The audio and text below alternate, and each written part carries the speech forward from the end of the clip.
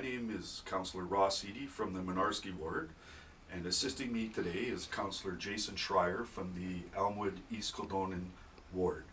I guess you could call us the East-West Red River connection. And today we are bringing to you a YouTube video to try to deal with the matter being debated in the media about our regional and local road renewal programs. So to start, I just wanted to say the debate is really coming because of the political language being used when the budget was presented, because they would lead you to believe that somehow there's a huge increase moving forward in our plan. And there is, however, it's not as easy to say as the mayor might have you believe. So let me just start off though by saying, prior to 2013, there was no plan to fix roads. I used to come down here at City Hall and debate issues about accessibility, and what we found was other people complaining about the condition of our roads and how bad it was getting. And it never did get better because there was no plan to address it over the long term. And finally in 2013 we had a plan under the Mayor Kate's council. But council is more than just the mayor. It is a number of councillors who work hard to try to meet the needs of our people living here in Winnipeg. So when the new mayor came along, Mayor Bowman, he actually did something really good. And he was proud to add to this plan that we had that goes out 25 years to get to the point where we can maintain our roads in good condition. Now what's happened though is we've added on to it and we've got a record level of investment in fixing our roads.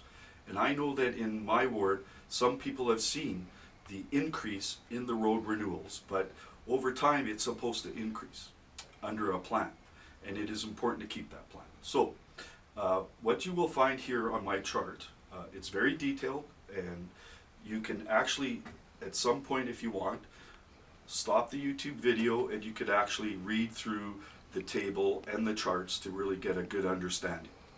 That is the beauty of YouTube. That is why Councillor Schreyer and I are bringing this to you.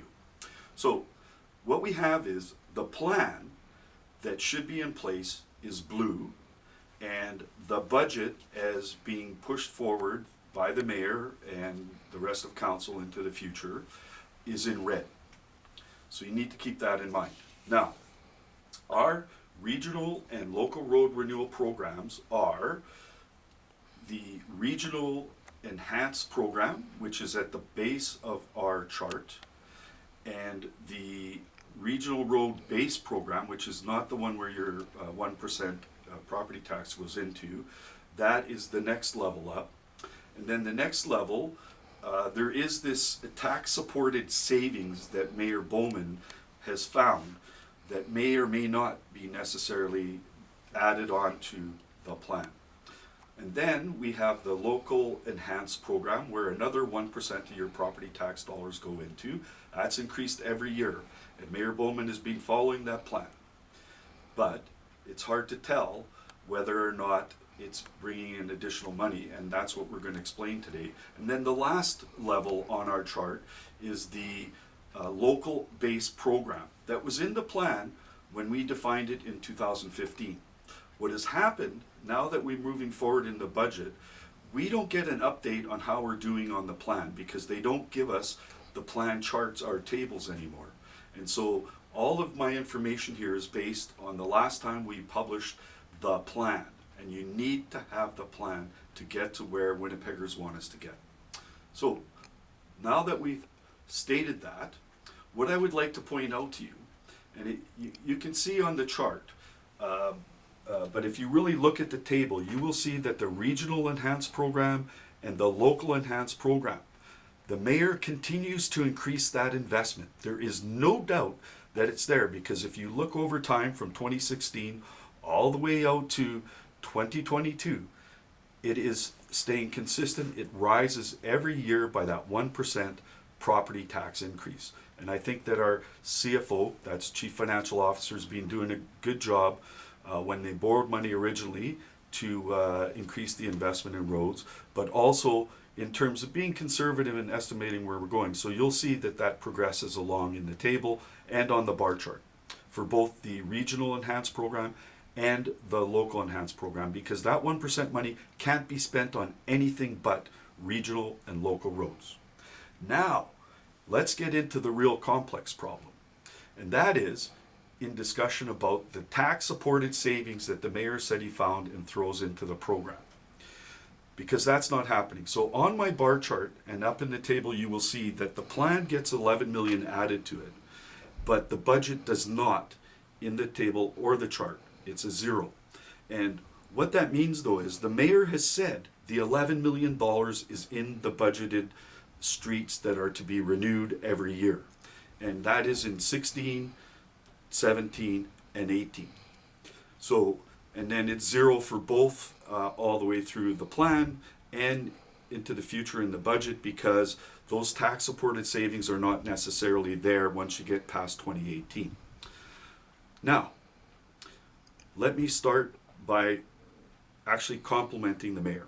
If you look at 2016, you'll note that both the plan in blue and the budget in red in 2016 are even, because when you add the $11 million to the plan, you get equivalent to the budget, which was at a record amount of spending of $105 million. Right on. That is great, because that was going up more than inflation.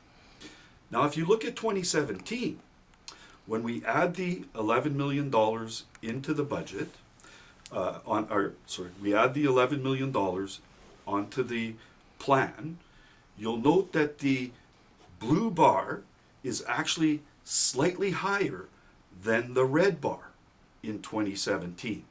That's because for somehow $6 million has been backed out of the base regional road program and or the base local road program.